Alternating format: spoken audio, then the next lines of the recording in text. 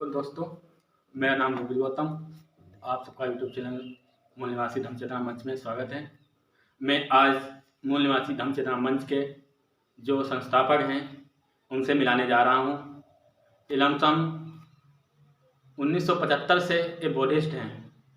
ये आसपास के क्षेत्र और दूर तक इन्होंने प्रचार प्रसार किया है अपनी उम्र में।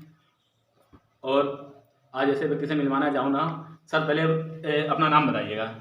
हमारा नाम पूरा बरातीलाल वैद्य विशारद और हम एक छोटे से गांव विनोबा नगर उर्फ कोल्हौरा, पोस्ट दहलिया रामपुर, डिस्ट्रिक्ट हरदोई, थाना पिहानी, तहसील शाहबाद का मूल निवासी हूँ। जी सर।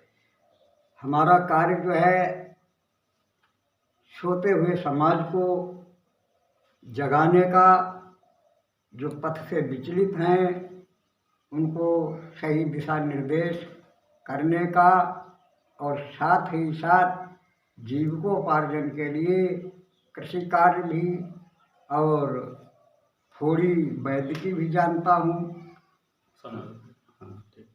हाँ ठीक। और सर, मतलब अपने समाज को आप किस प्रकार से जगाने के क्या तरीका है, मतलब कैसे लोगों को बताते हैं? हाँ। गाँव जाके या किसी के माध्यम से कैसे क्या करते हैं सर?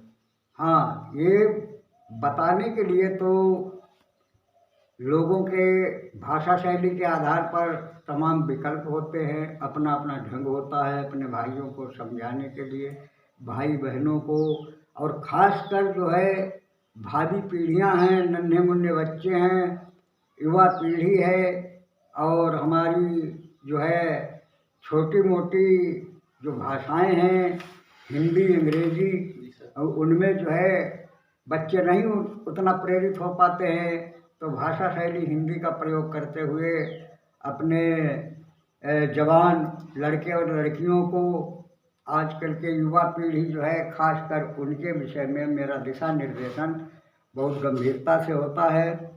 उनको अपने साहित्य के विषय में अवगत कराना, अपने महापुरुषों की जीवन शैली को बताना, समझाना, और रचनात्मक शैली से जो है रंगमंच के माध्यम से महापुरुषों का चरित्र चित्रण उजागर करना और दर्शाना, समझाना, उनके विषय की पूरी जो कहानी है तो रंगमंच के द्वारा प्रदर्शित करना, जन जन तक पहुंचाना, बाबा साहब के मिशन को आगे बढ़ाना, भगवान बुद्ध की जीवनी से प्रेरणा लेकर के हमें संवैधानिक भाषा में अपने क्रियाकलाप करना है, और जो है मनुवाद से छुटकारा पाने के लिए हमें अपने महापुरुषों को जो है यादगारी जन जन तक पहुंचाने के लिए बहुत ज़रूरी है, क्योंकि हमारी शिक्षा जो है मनवाद के चंगुल में रहकर ही बर्बाद हुए। हम जो है अशिक्षित होने के नाते हमारा बहुत शोषण हुआ और हो रहा है, और मुझे नहीं आशा है कि ये भविष्य में ऐसे यदि चक्र चलता रहा तो समाप्त भी नहीं हो सकता है। इसको हम किसी के ऊपर निर्भर न करके स्वयं अपने को इस क्रियाकलाप के अंतर्गत ढालें ताकि हमारे ऊपर शोषण न हो। सर चलते चलते आगे एक शब्द आपने यूज किया, मनुवाद। तो चलते चलते ये भी बता दिए मनुवाद क्या होता है? हाँ, बहुत अच्छा प्रश्न है डायरेक्टर जी। आपने जो है आप मूल निवासी धम्म चेतना मंच के डायरेक्टर हैं, तो मैं आपको ज़रूर बताऊंगा मनुवाद क्या होता है। बहुत आपका अहम प्रश्न है। और मनुवाद का सच्चा अर्थ, शाब्दिक अर्थ ग्लानि और घृणा और नफरत।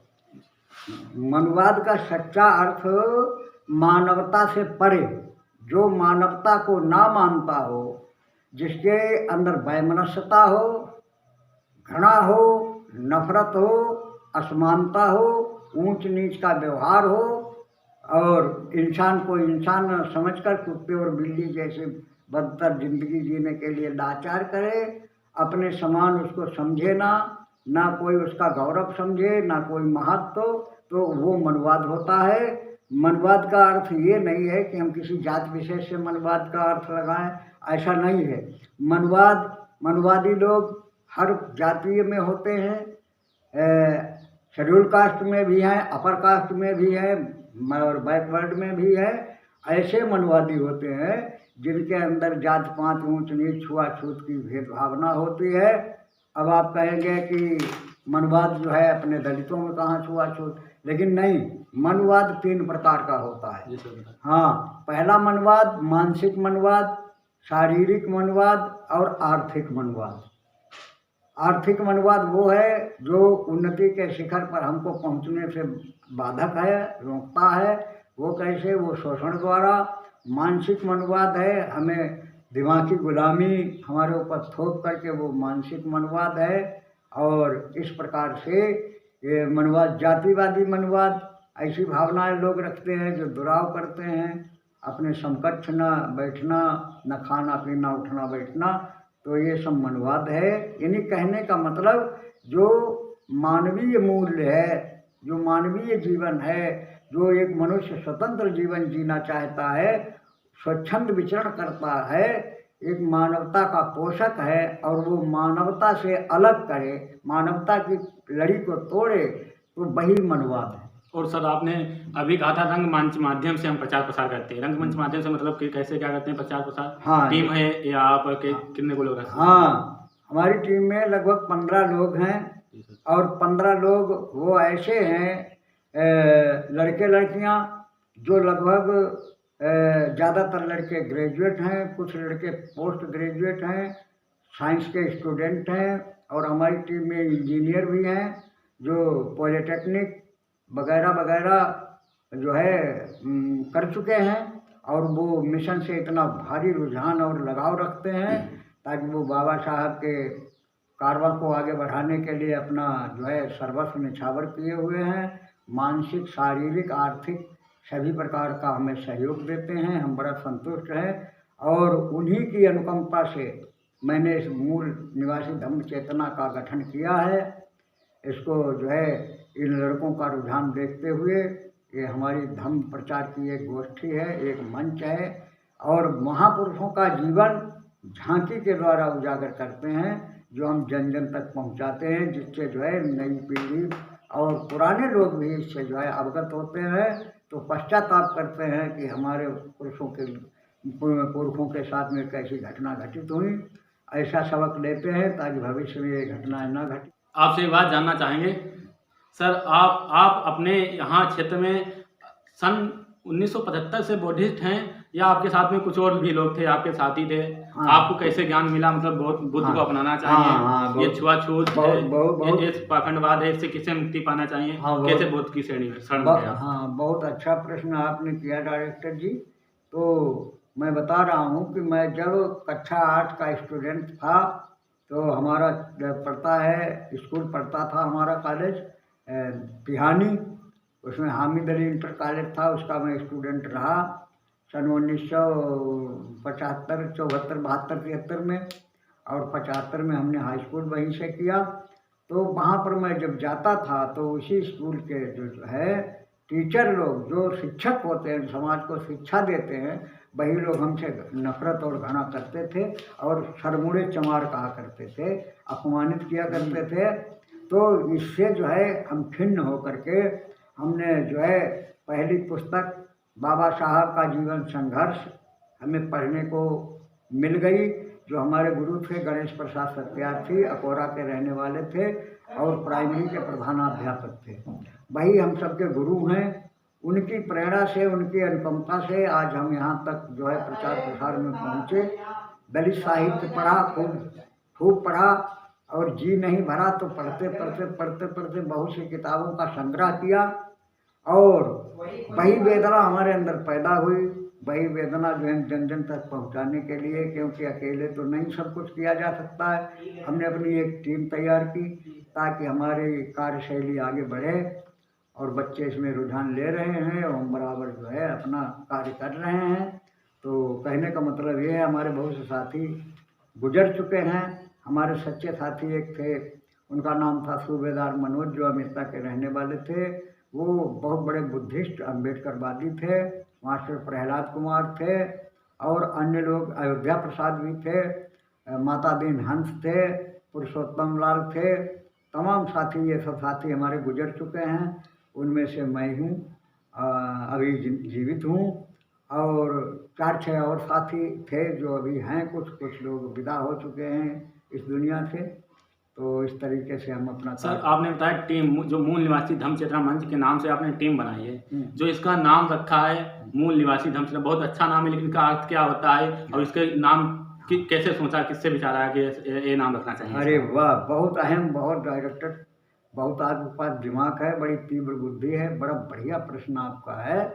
इससे जो है ज्ञान हमारे जन जन तक पहुँचेगा और प्रश्न आपका बढ़िया है। अब मैं इसका अर्थ बता रहा हूँ आपको। मूल निवासी धम्म चेतना मंच, इसका अर्थ ये है कि मूल माने होता है खास। जो यहाँ के आदिवासी लोग, हमारा संप्रदाय था, हमारे पूर्वज थे, वो मूल भारत के रहने वाले थे, तो उन्हीं की हम संतानें हैं। हम में न जात पात थी, ऊंच नीच छुआछूत नहीं थी, न कोई चमार था, न पासी था, न धोबी था, न धानुक था, और न कहार कुर्मी कोरी कुछ नहीं था। हम सब एक माँ बाप की औलाद थे। उस समय हमारा समाज संगठित था, तो वही हम अपनी परंपरा जीवित रखने के लिए मूल निवासी का प्रयोग करते हैं।